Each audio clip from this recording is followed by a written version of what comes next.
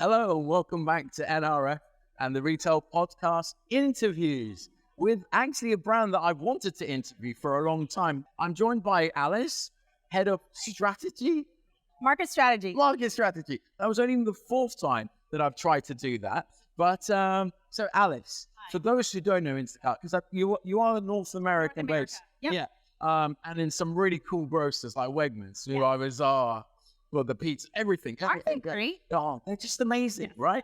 It's like what you imagine the future of grocery to be, all around discovery. In my mind, it's like, that's where grocery fell. Anyway, going off topic. So tell me about Instacart. Tell me about what you do at Instacart, and let's take it from there. So in terms of a history lesson, where we all started off and where we started working with our advertisers is through our Instacart, our app.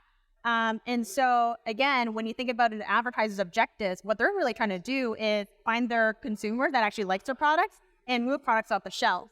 And so it was very interesting for advertisers to work with us and invest in the Instacart ad network, because what you're basically essentially able to do is log into their ad platform and say, look, I have some business objectives I want to do. I want to either find new customers, or I want to grow my basket sizes, or move more sales. Yeah. And we're able to do that through different ad formats across our network. And so that historically has always been on our marketplace. Yeah. Where we've taken it the last few years is actually through our solutions, because we're constantly partnering with the retailers to think about how do we drive more digital transformation in your stores. Yeah. Well, every time we do that, we actually create new advertising opportunities. Wow. And so the last few years, we've been partnering with our retailers to create their own media channels. And so you'll hear us talk a lot about Carrot Ads, which is our retailers' option to create their own retail media network. Okay. What does that give them? More control? Why would I do that? Profitability, right? So I can charge more of a premium for my network.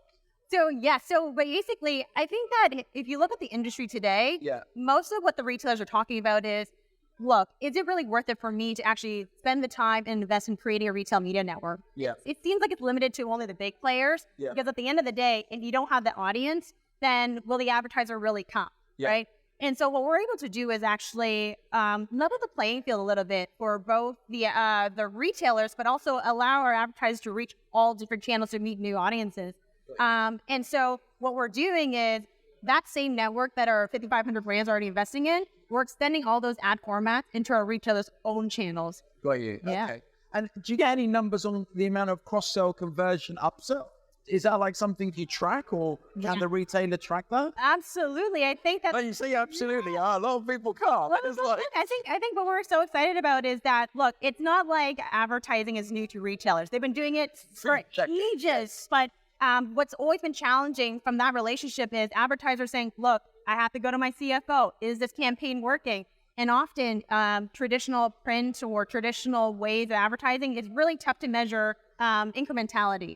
And so when you do a digital retail media network of this, you could get measurement very quickly, almost real time. You're able to understand who's buying your products, and you can reach your consumers a lot better. You could target them.